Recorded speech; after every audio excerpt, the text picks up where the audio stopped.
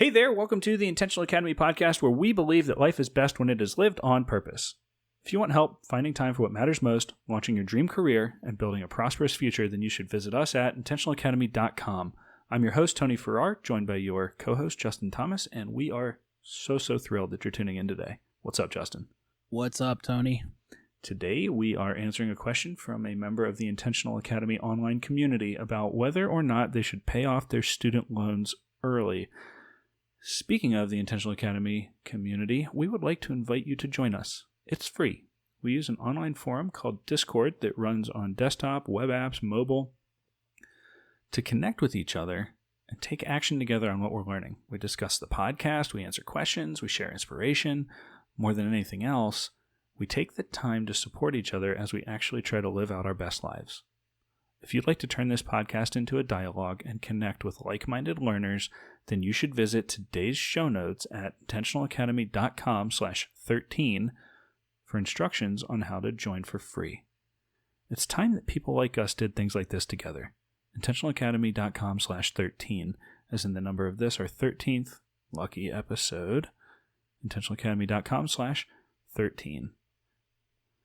So, Justin, is it smart to pay off student loans early? Yes. Podcast over. No, I'm just... We'd like to thank you for tuning in today. You can catch us next week where we'll...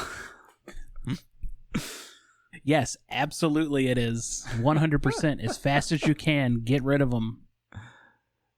You know, it's so funny, right? Like, finally, you're out of school, you're staring at your student loan bill, and you're thinking, finally, I've got some real income, right? Hopefully. And finally, you have the option to actually use it. And I remember when I first finished up and first started a quote-unquote real job, there was a whole lot about investing in my future that I had no idea what to do with. Health insurance options, life insurance options, disability insurance, retirement savings, 401k, IRA, Roth. Lots and lots of big decisions and not a lot of understanding on how it all worked. And on top of that, I still had to figure out how to pay all my bills, whether it's rent or the power bill or my student loans and my other debt. It's just really hard. And I remember thinking at the time that every penny that I invested in my future felt like a little sacrifice, right? I'm giving up a little bit of enjoyment now for what I hope will be a multiplier, a greater enjoyment in the future. But where do you get started? And student loans just feel like this giant vacuum.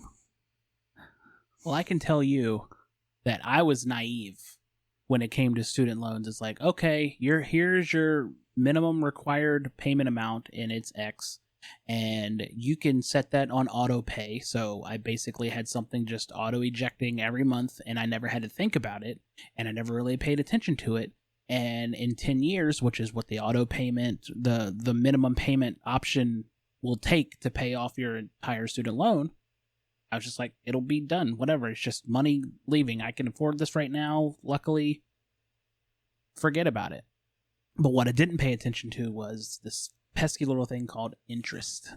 And the longer you let those loans stick around, the more interest you accrue. So that's your biggest motivator for getting rid of your student loans, is not paying more for an already expensive loan. Yeah, in fact, right now, the average student loan for somebody graduating after 4 years from a public university, I don't know who that person is, by the way. I took 5, and it was all I could do to pull that off. So imagine you spent 4 years in college, and you went to public school. The average debt right now is just under $27,000 at 3.9%, making a standard payment $272 per month. Doesn't sound like a lot, or maybe it sounds like a lot. Here's the problem. In 10 years, what you'll actually have paid is $32,000. So 27 became 32, a little over $5,000 paid in interest. Here's where this gets worse. Interest works both ways. You know, if you're not paying interest, you could be getting paid interest. That's what investments do. If you invested your money at 10%, which is what the stock market tends to average, For that same 10 years, that $272 a month for 10 years, you would have $56,000, 23 of which would be interest. So I just said a lot of numbers. Let me hit them really quietly one more time. $272 a month for 10 years. That's the payment that the average person is going to have on their student loan. Over that time, they will have lost an additional $5,600 to interest. Instead, they could have invested that money, and instead of losing $5,000 in interest, they could have made $23,000 in interest for a whopping total of $56,000 sitting in your bank account 10 years later instead of zero. You could buy a pretty nice car in cash just on the interest that you would have earned and never actually touch your money. But you can't do it when you're forced to spend $272 a month on a student loan. And that's really the whole point. The reason that you pay off your student loan early, the reason that we tell everybody, cover your basic bills and then send every possible cent you can to getting out of debt, is that it frees up your income to do with as you please. And that's a really nice thing to do. Yeah, you end up finding out you make more than you realize. I mean, once you start understanding exactly where your money is going, how much is coming in, how much is going out, where it's going, you have an idea that, wow, I do have more money than I feel like I have. At least it makes you feel that way. For sure. I mean, statistics show that people with college degrees enjoy a premium income.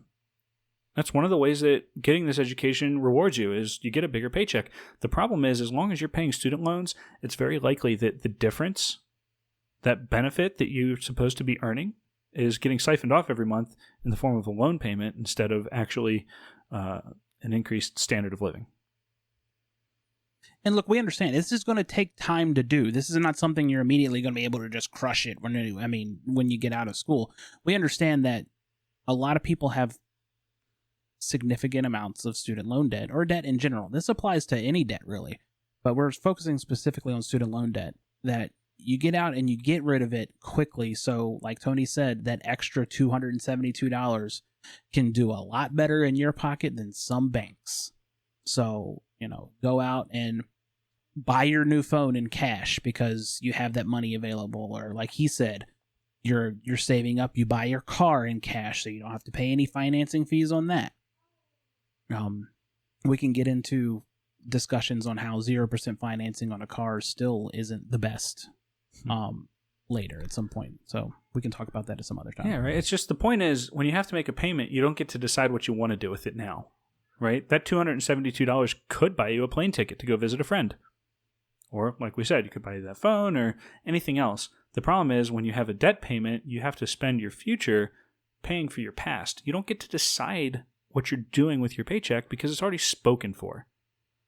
So basically what we're trying to tell you is that you can do this. You've gone to college, you've gotten a degree. That was hard. Budgets, paying off the debt, everything like that.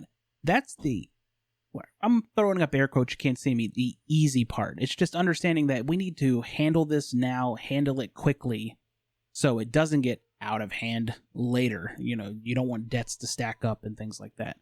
So get rid of your student loan payment as quickly as possible. If I might, Justin, instead of using the word easy, let's use the word simple. It's not necessarily easy to have self-discipline. Yeah. But it is simple. It's simple. Spend less than you make. Yeah. Send the leftovers to your student loan. When I graduated, I had $95,000 in debt, and it required a monthly minimum payment of $1,400. We paid that off in about 2.5 years by eating, a lot of rice and beans and having a lot of self-discipline. Not going to lie to you there. Here's the fun part. We paid that off and my income didn't drop. We still have that $1,400 a month. The difference is we get to decide what we want to do with it now. We give some of it away, we spend some of it, and we save some of it. If I wanted a new TV, I could go out and buy it this month. Or a pair of climbing shoes, or tickets for my entire family to fly to Florida to visit their grandparents. It all started by setting our lifestyle to be smaller than our income. And now that we're used to living on a certain amount, and it's not Spartan, like I said, I'm having fun. We're having a great time. We get to decide what it is that we want to use that leftover margin on each and every month. We've all heard that old adage, live within your means. We've taken it just slightly further, is live below your means. So, Justin, should you pay off your student loans early? Yes. You got this. We can help. We would love to support you for free as a member of the Intentional Academy online community.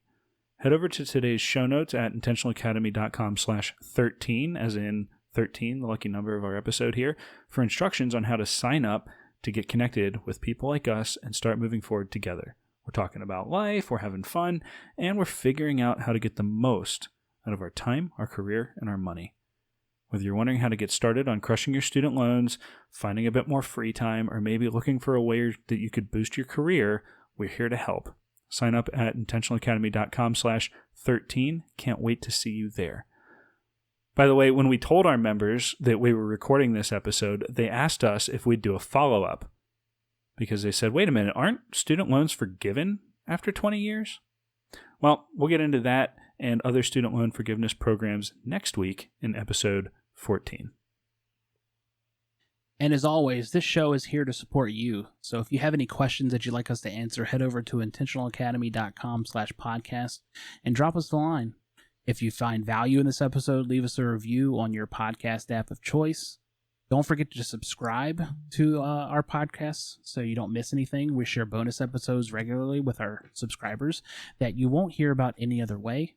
And lastly, if you know anybody who could use this information, please share it with them. Thanks so much. That's all. Have a great week. Yeah, have a good one.